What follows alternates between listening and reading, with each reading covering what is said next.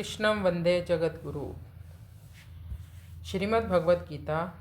पश्येतां पाण्डुपुत्राणाम् आचार्य महतीं च मूं व्यूढ़ां द्रुपदपुत्रेण तब शिष्येन धीमता। आचार्य द्रोण के लिए आचार्य कहा गया। द्रोण को आचार्य कहने का दुर्योधन का यह भाव मालूम देता है कि आप हम सबके कौरवों और पांडवों के आचार्य हैं। शस्त्र विद्या सिखाने वाले होने से आप सबके गुरु हैं, इसलिए आपके मन में किसी का पक्ष या आग्रह नहीं होना चाहिए। तब शिष्येन धीमता, इन पदों का प्रयोग करने में दुर्योधन का भाव यह है कि आप इतने सरल हैं कि अपने मारने के लिए पैदा होने वाले धृष्टद्युम्न को भी आपने अस्त्र शस्त्र की विद्या सिखाई, और वह आपका शिष्य धृष्टद्युम्न इतना बुद्धिमान है कि उसने आपको मारने के लिए आपसे ही अस्त्र शस्त्र की विद्या सीखी है। द्रुपद पुत्रेण, यह पद कहने का आशय है कि आपको मारने के उद्देश्य को लेकर ही द्रुपद ने याज और उपयाज नामक ब्राह्मणों से यज्ञ कराया, जिससे धृष्टद्युम्न पैदा हुआ। वही यह द्रुपद पुत्र धृष्टद्युम्न आपके सामने प्रतिपक्ष में सेनापति के रूप में खड़ा है।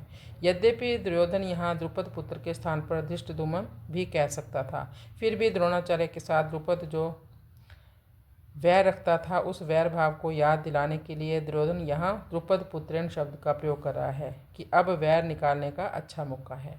पांडुपुत्राणाम एतां व्यूढ़ां महतीं च मूं पश्य, द्रुपद पुत्र के द्वारा पांडवों की इस व्यूह आकार खड़ी हुई बड़ी भारी सेना को देखिए।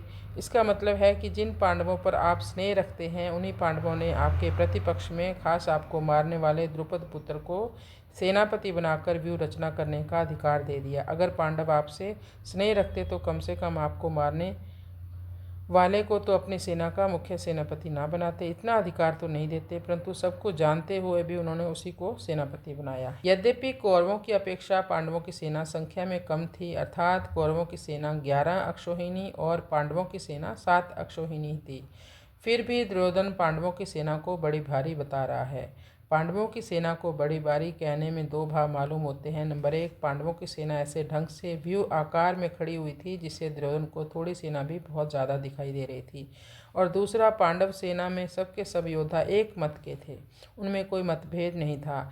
इस एकता के कारण पांडवों की थोड़ी सेना भी बल में उत्साह में बड़ी ही मालूम दे रही थी। ऐसी सेना को दिखाकर दुर्योधन द्रोणाचार्य से कहना चाहता है कि युद्ध करते समय आप इस सेना को सामान्य और छोटी ना समझें, आप विशेष बल लगाकर सावधानी से युद्ध करें। पांडवों का सेनापति है तो आपका शिष्य द्रुपद पुत्र ही, इसलिए उस पर विजय करना आपके लिए कौन सी बड़ी बात है। एताम पश्य कहने का तात्पर्य है कि यह पांडव सेना युद्ध के लिए तैयार होकर सामने खड़ी है, इसलिए हम लोग इस सेना पर किस तरह से विजय कर सकते हैं, इस विषय में आपको जल्द से जल्दी निर्णय लेना चाहिए।